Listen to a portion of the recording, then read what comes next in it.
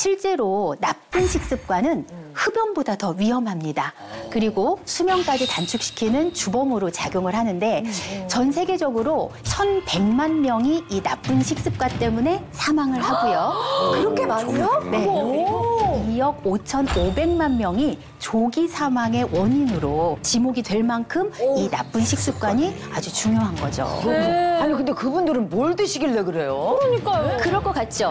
놀라운 건 이미 우리가 너무 잘 알고 있고 아마 여러분도 늘 하고 있는 행동들일 수 있다는 거죠. 겁이 나요. 예. 오늘 어떤 식습관 갖고 계세요? 어떤 식습관? 잘 안 씹고 안 씹어요? 또 짜게 먹고 짜게 먹고. 또 라면 국물 맞고. 그렇죠. 네. 이거 보세요. 들어가죠? 그렇죠. 첫 번째, 너무 짜게 먹는 습관. 그리고 가공육이나 붉은 고기를 많이 먹는 습관. 엄청 좋아해요. 예, 그래. 많이 좋아해. 막 부대찌개 뭐 햄소세지 이런 거 이런 거 좋아해요. 어떡하지? 설탕이 많이 첨가된 그런 음료. 오, 너무 좋아. 몰라. 탄산음료. 달달이들. 매일 먹어, 매일. 고온 직화로 이렇게 조리한 음식. 그러니까 예를 들면 숯불구이. 아우 나 고기는 직화인데. 직화지. 불맛이 나야 맛있지. 하나 써져 있어야 간다니까, 진짜. 이런 것들은 많이 하면서 반면에 네. 통곡물이나 채소, 과일은 적게 먹는 습관. 자, 이게 바로 말씀드린 나쁜 식습관이에요. 네. 문제는 이렇게 나쁜 식습관을 유지를 하면 이게 결국은 배부른 영양실조를 유발하고 이게 비만, 당뇨, 암과 같은 만성질환의 원인이 된다는 겁니다. 아니 근데 배부른 영양실조라는 말이 있어요? 아니 배부르게 신조어 먹었는데 아닙니까 신조어? 배부르게 먹었는데 어떻게 영양실조가 걸려요? 서로 반대인데요? 열량은 과잉이 됐다는 거예요. 그러니까 칼로리는 과잉이에요. 그런데 정작 몸에 필요한 영양소들은 부족한 상태. 이걸 의미합니다.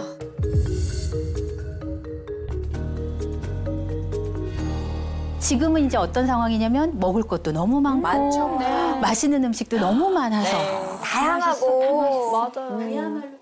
열량 섭취는 이제 많이 높아졌어요. 네. 그런데 이제 상대적으로 비타민, 무기질, 그리고 식이섬유 이런 우리 몸에 꼭 필요한 대사에 필요한 영양소들은 부족한 상태. 그래서 배부른 영양실조 상태가 됐다는 거죠. 이해가 가네요. 예. 특히 이렇게 시간이 없어서 대충 식사를 하게 되면 영양학적으로 균형 잡힌 식사를 하기는 애초에 어렵습니다. 뭐 빵, 떡, 네. 라면 같은 정제 탄수화물은 일단 고열량이에요. 그리고 이제 포만감은 줄 수가 있어요. 네. 하지만 이렇게 정제되는 과정에서 미량 영양소들이 다 빠져나가기 때문에 영양이 불균형해지고 네. 이런 것들이 이제 건강에 문제로 이제 서서히 드러나게 되죠. 네. 자, 그럼 이제 이 시점에서 여러분들의 식습관을 한번 점검을 해보겠습니다. 전 열량은 어떻게든 채우거든요. 배가 일단 불러야 되는데 그게 건강하지 못한 것들이 많아요. 막 라면, 떡볶이 이런 걸로 채울 때가 많아서 배부르게는 먹는데 건강해지는 느낌은 안 나긴 해요. 그렇게 건강해 보이지는 않아. 그래서 그런가? 또 사실 맞아요. 이상한 건 아니고 건강하게 못 먹으면서 이렇게 알고는 있는데 참 실천이 어려워요. 저 같은 경우는 이제 제 나이가 되니까 밥을 안 먹으면 손이 떨려요. 예, 네. 손이 떨리고 제가 핑 한 번씩 그렇게 되더라고요. 밥을 못 챙겨 먹을 때는 아까 선생님 말씀하신 대로 빵이나 떡이라도 뭔가 먹어야지 안 그러면 내가 쓰러질 것 같은데. 근데 그게 이렇게 한 글자로 된 게 왜 이렇게 맛있어요? 밥, 떡, 그렇죠. 쌀, 빵. 빵 이런 게. 면. 면.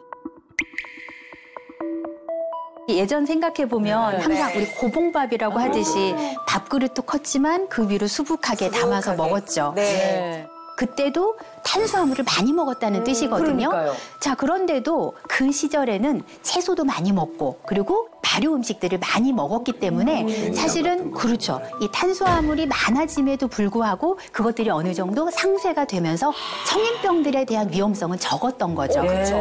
예. 자, 그런데 이제 현대에는 정제 탄수화물만 과도하게 이제 먹는 게 이제 문제인 거죠. 근데 이 정제 탄수화물은 흡수 시간이 아주 짧아요. 그래서 소화가 굉장히 빠르고 혈당치를 빨리 올리게 됩니다. 그때 이제 다량의 인슐린이 한꺼번에 나오게 되는 거죠. 이제 혈당을 또 급격하게 떨어뜨리게 되고 이제 혈당이 떨어지니까 신경이 예민해지고 무기력해지고 식은땀이 나고 마치 이제 이런 저혈당 증세처럼 나타나게 됩니다. 그러면 이제 우리 몸은 다시 이제 또 혈당을 또 높여야 돼요. 그러니까 다시 탄수화물을 찾게 되는데 이때 찾게 되는 탄수화물이 좋은 탄수화물이 아니라는 거죠. 이제 급하게 탄산음료, 초콜릿, 뭔가 이렇게 당이나. 이런 것들을 네. 먹게 되는 거죠. 아, 진짜 옛날을 생각해 보면 옛날에도 제가 탄수화물을 계속 이제 먹었을 거 아니에요. 근데 이렇게까지 제가 뭐 몸이 아파지거나 그러지는 않았는데 그 질 나쁜 탄수화물을 우리가 많이 먹게 되고 정작에 우리가 필요했던 아까 말씀하신 발효 음식들을 음식.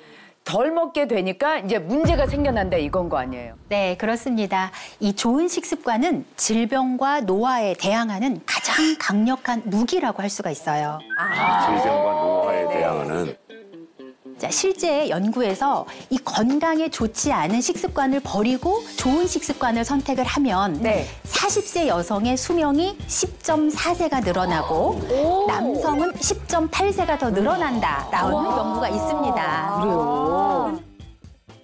자, 그런데 우리가 들으면 혹하지만 사실 알면서도 실천하기 어려운 게 바로 식습관 개선이잖아요. 쉽지도 않겠지. 네, 그래서 이 잘못된 식습관이 얼마나 위험한지, 그럼 우리가 무엇을 어떻게 먹을 것인지, 자, 그 해답을 제가 과거에 상담을 했던 실제 사례를 통해서 좀 이야기를 해드릴게요. 저희 좀 자극받게 빨리 들려주세요. 네. 네. 일단 이분은 55세 주부셨습니다. 비슷해요, 네. 지금. 40대까지만 해도 정상 체중을 유지를 하셨었고 건강에도 문제가 없었어요. 네. 그런데 이제 문제는 갱년기를 겪으시면서 입맛이 이제 바뀌기 시작했어요. 그래서 식습관이나 생활에 이제 큰 변화가 나타나기 시작했는데 앉은 자리에서 바나나를 한 송이를 드신대요. 전체를.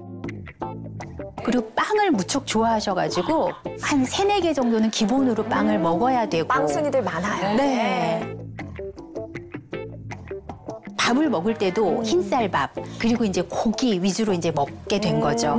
자, 그러다 보면 자연스럽게 채소나 발효식품 섭취는 언제 먹었는지 가물가물할 정도로 네. 가끔 그냥 이럴 땐 있으면 먹고 없으면 안 먹고 이 정도 그냥 수준이 된 거죠.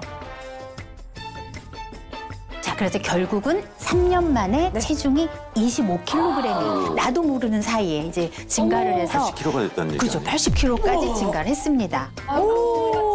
또 특히 이제 27인치였던 허리가 네. 34인치까지 완전한 복부 비만 상태가 되신 거죠. 아니 제가 너무나도 공감이 되는 게 요새 흰쌀밥이 밥만 먹어도 너무 달아. 난 꿀이 나오는 것 같아. 꿀이 거기서. 그리고 막 면빵 이런 것들 얼마나 막 주위에 금방금방 먹을 수 있는 게 많아요. 그쵸. 안 차려도 되니까 너무 편하니까 그렇게 먹게 되더라고요. 근데 이제 우리 집사람도 요즘에는 유난히 디저트를 많이 좋아하더라고요. 난 이 말 한 사람 난 죄질과 제목이 아주 안 좋다고 그러는데 뭐요? 맛있으면 0칼로리. 자기 양식. 죄질과 제목 아주 안 좋은 아, 거예요. 죄질이 안 좋아, 디저트 약간. 배 따로 있고 밥 배 따로 있고 그렇지, 그렇지. 그래서 또 뱃살찌가 엄청 또 고민하고 또 신경을 써요 또. 그리고 남겨놓고 자기 보고 먹으라고. 그렇죠. 오빠가 먹으면 안 돼. 설거지는 내가 하고.